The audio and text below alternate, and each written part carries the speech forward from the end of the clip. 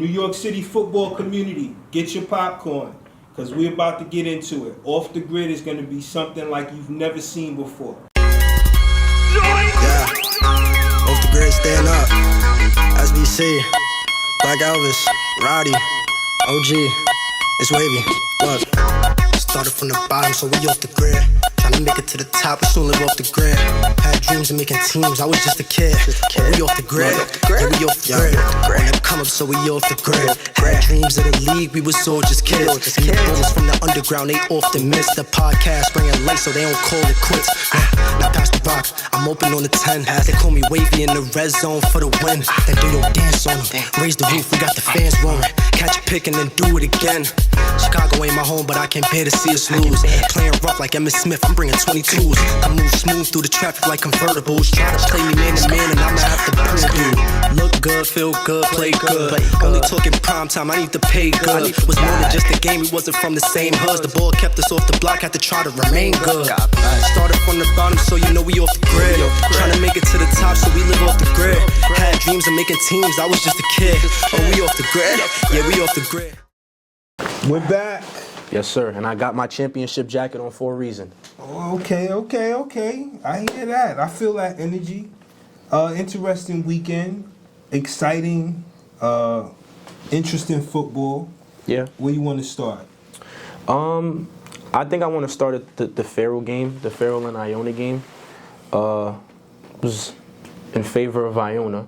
And they blew them out. I think Farrell only scored twice. They ended up with 14, and Iona was in the 30 somewhere. But I don't know. I think Iona's figuring it out.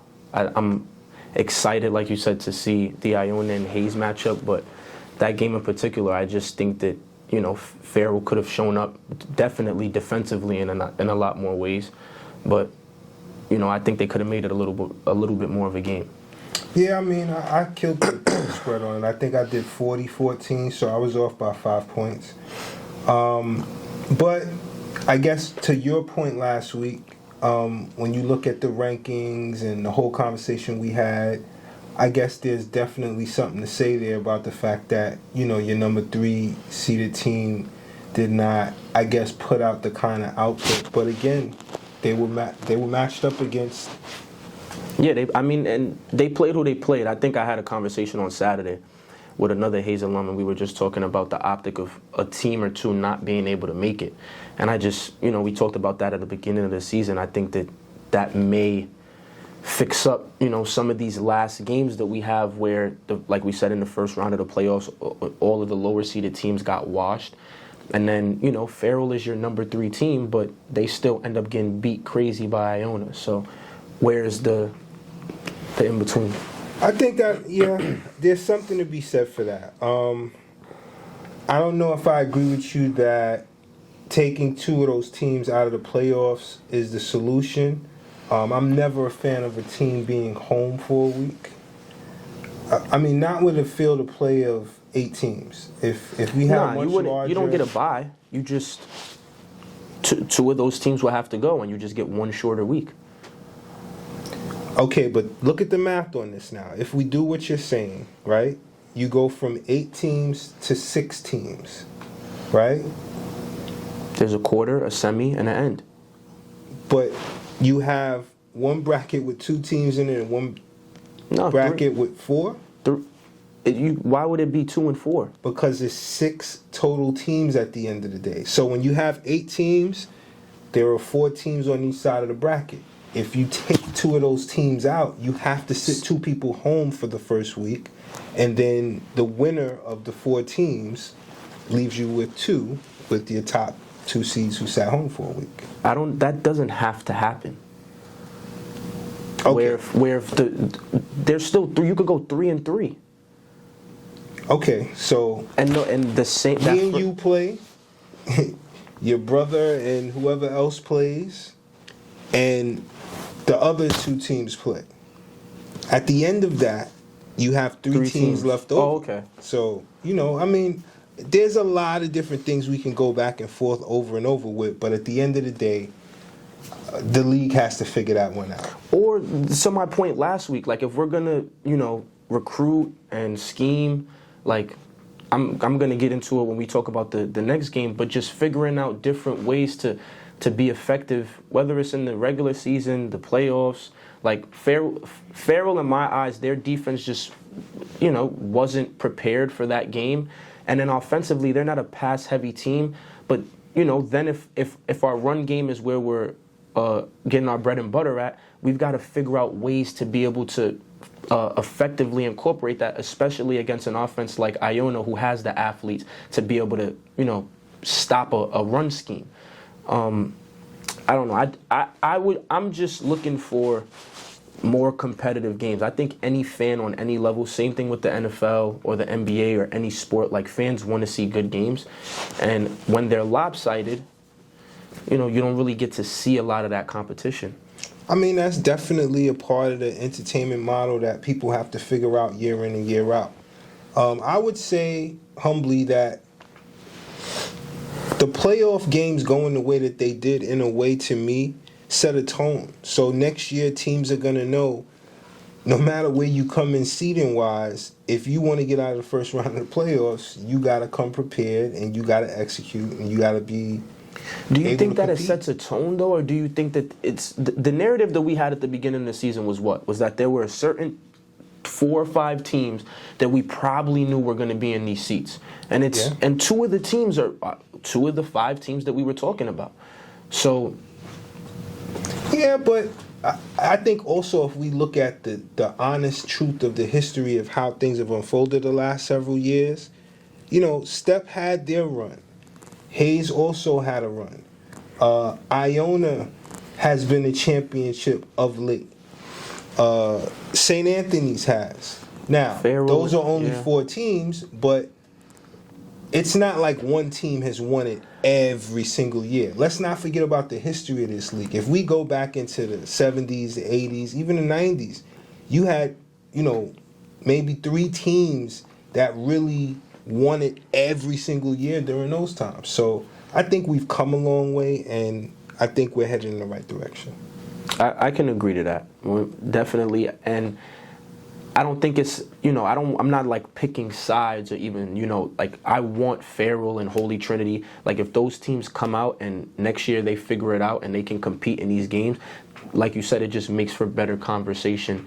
And as a fan, to be able to watch those teams be able to compete.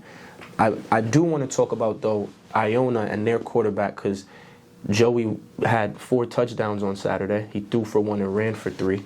And I think it's just interesting the season that he's having. And then again, with the other quarterbacks in the league, I think there's a lot of good quarterbacks, whether we're talking about passing or running the ball. And even in the championship, we're going to see a matchup of these 2 dynamic athletes. We are. So I guess we'll pivot to the Hayes game. Very exciting game. Didn't disappoint.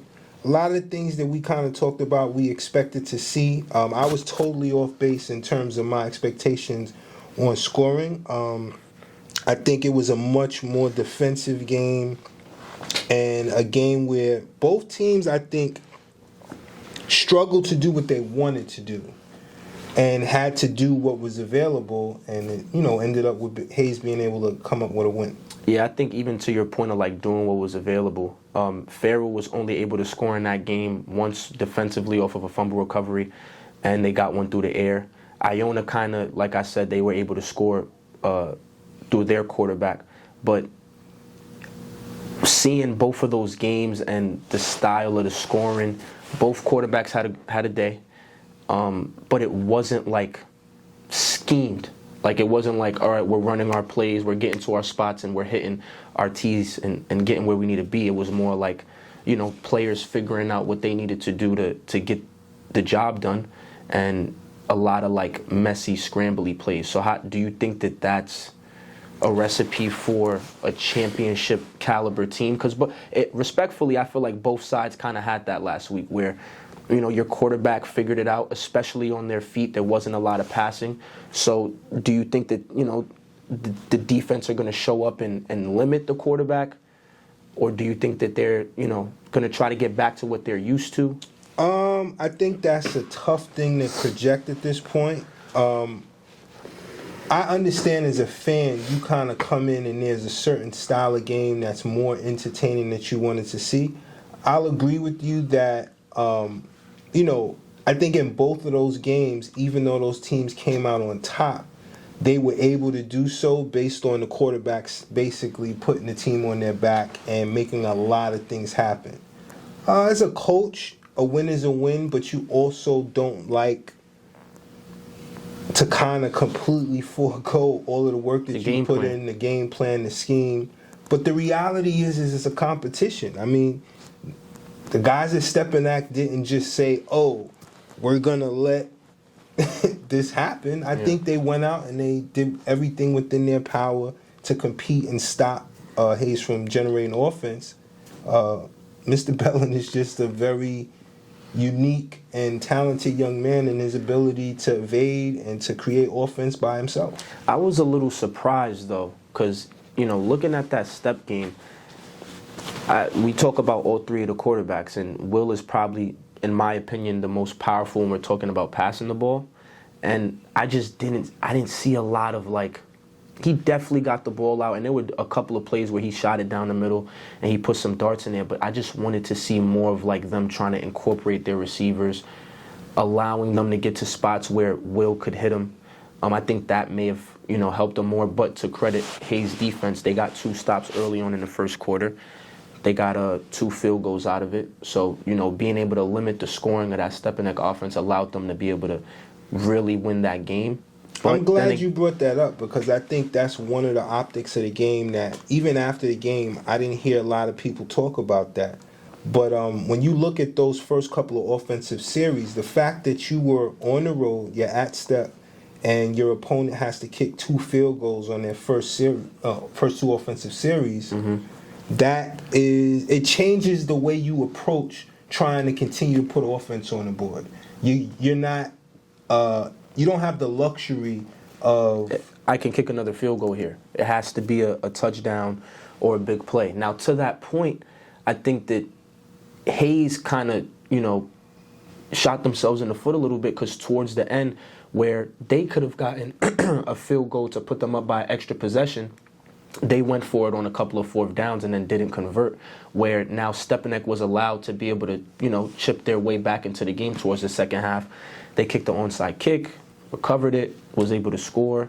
I would love to hear someone from the coaching staff on Hayes kind of give us some input on their thoughts on that. Because let's just be honest with one another. 5 or 6 years ago, PATs were a really major issue for the program. I can remember a time when, if you scored a touchdown, it was no thought about what the call was about to be, right? So the fact that you have the ability to generate a field goal kick, and that we're even considering it, I think is a win in the sense of where the program has come and, how development around special teams, particularly in that pocket of space, has improved. Yeah, I think I'm interested to see how this championship is going to go. I think that there's room, just like you said, for the game to happen as a fan, how I want it to happen as a fan. I'm just interested to see if, not necessarily we get a repeat of what happened last week, but, if both teams come out and their game plans don't work, then which one of these more scrappier teams are going to be able to come out with that win? I feel like they had a very similar, last week. Their quarterbacks went and did what they had to do. I do want to see, though, the running backs like the Kenneth Antoines or the receivers get more involved and, help their quarterback get to where they got to go. Because if I'm a defensive coordinator, in my mind, I think what's the smart thing to do right now for both of those teams is you limit that guy as much as possible. Passing, running, and now if we do that, now those guys have to answer the phone. The receivers have to get open. The O-linemen have to block for their running back. And now if that doesn't happen, now we're really in trouble. So then I think I want to see, how those teams react when, your star should be your star. But, stars have bad days too. So if, Rich or Gaston can't come out on Saturday and go for 3 or 4 touchdowns like they just did, who's going to step up and, take on those shoes? Well, I think both teams have shown the ability to run the football. I think, just clearly statistically, we all know that Kenneth Antoine, that's pretty much who he's been and what he's been his varsity career. It'll be interesting. I think what'll be really interesting to see is how each team's defense adapts to the offensive style of the other team. While they're both teams that have the ability to put a lot of points up, I think their DNA is very different in how they go about doing it. Coach Spags, I think, in terms of his creativity, the different ways he attacks offense, versus I think Hayes is kind of more along the lines of, look, this is what we do, this is who we are. Yeah, they're going to try to push the tempo, and I get it, but I don't know, just looking at that game and seeing that sometimes some of those things that you're saying that Hayes does just didn't work, and, you had to fall back on, guys just making a play. I just know that sometimes those plays are not going to happen. So let me ask you this question.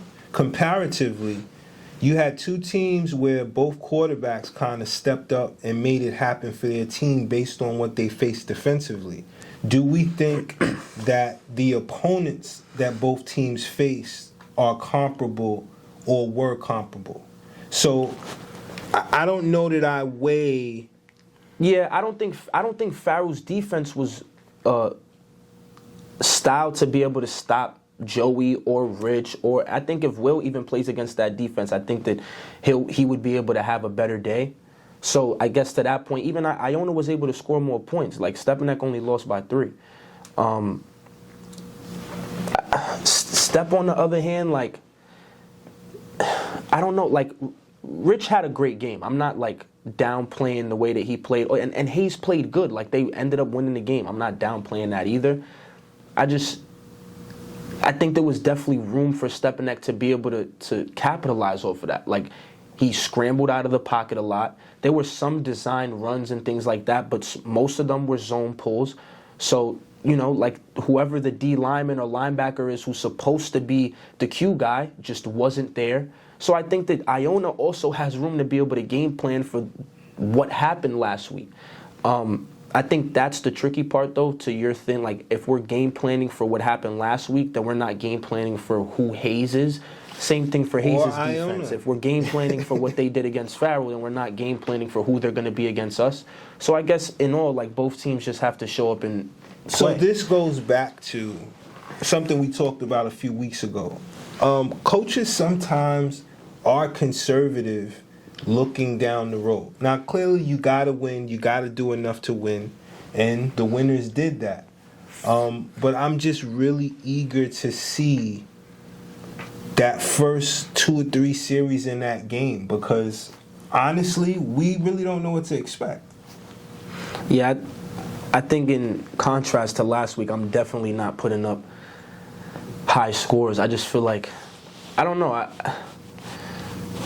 I think to your point, both teams want to come out and do what they want to do, but I don't know if, it's going to be as high scoring and fast paced as we think as fans it should be. And I do think there's a essence to slowing down the game as a coach because, I don't know, players get out there, the nerves are going, the jitters is high. So if you're able to slow it down as much as possible and gain control, I guess that's, a better place to be. But I don't see a crazy high score from either teams. I think that both teams are going to come out and compete, but I don't know, man. Fordham Rose, Fordham University, that as a do you think does that cater to anybody or not really? Well, it caters to both programs, I think. Maybe Iona would prefer if it was the Iona? Well, clearly we know we can't do that, but if we're talking about a local venue that's still close to both spots, Fordham's a beautiful venue. I've seen a state championship game there.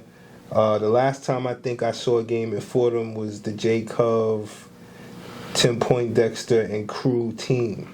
was a really exciting game, Yeah, too. that's a scary squad to talk about, but... Yeah. Good old days. But, nah, I think I'm just as excited as you. I just don't know what to call it. Like, I'm on both sides. I looked at both games last week.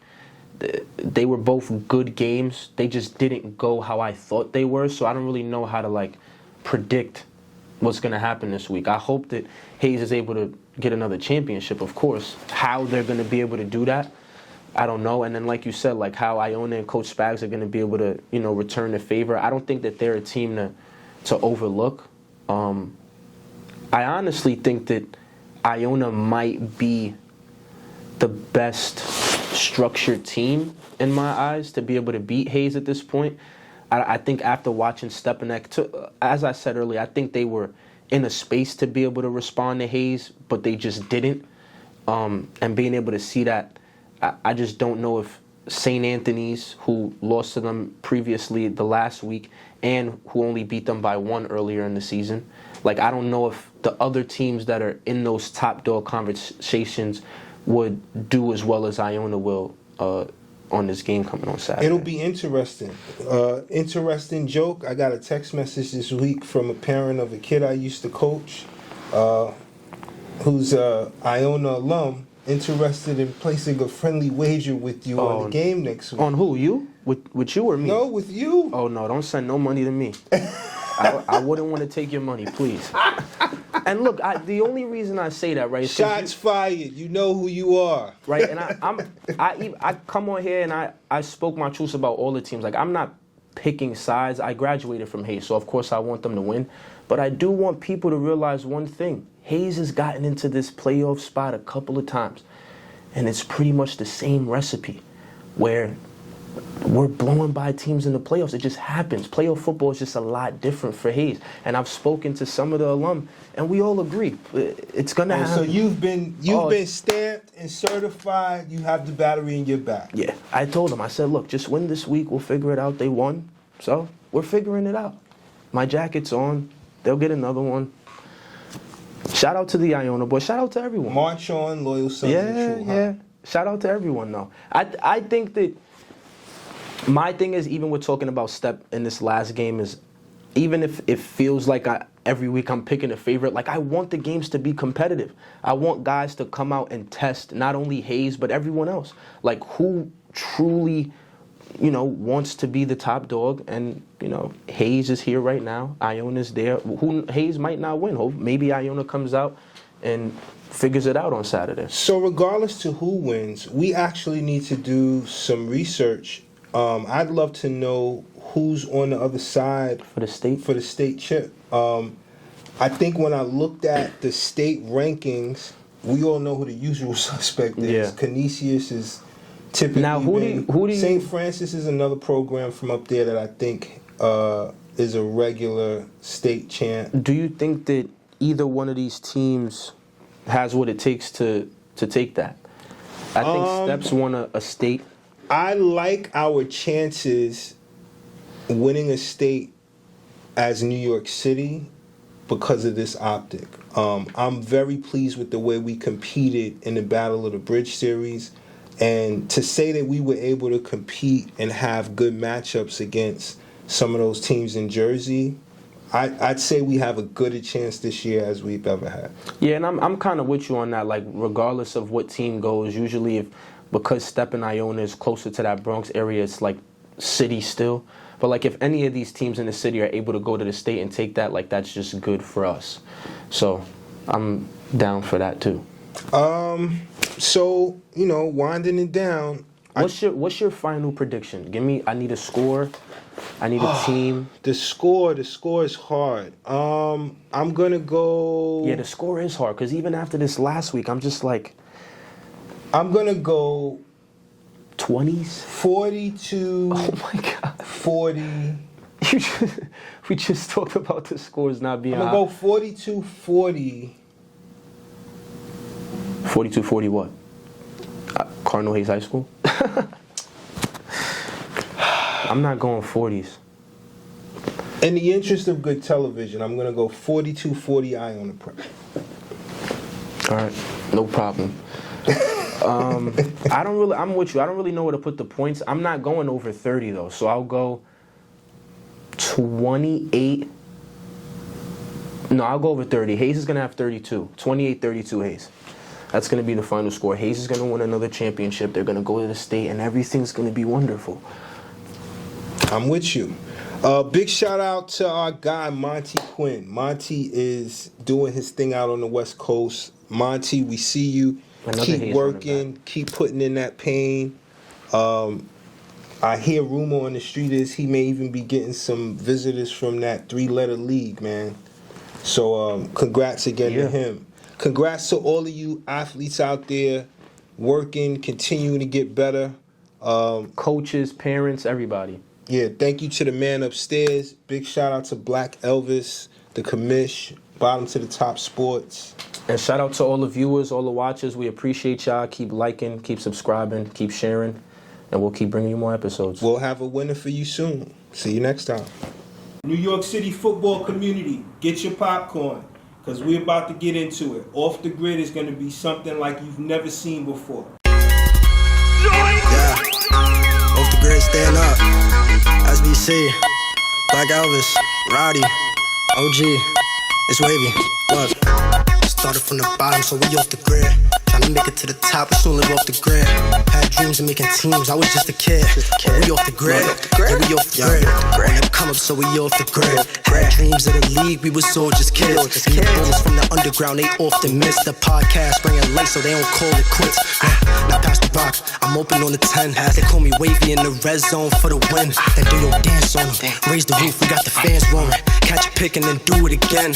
Chicago ain't my home, but I can't bear to see us lose. Playing rough like Emmitt Smith, I'm bringing 22s. I move smooth through the traffic like convertibles. Try to play me man to man and I'ma have to prove you.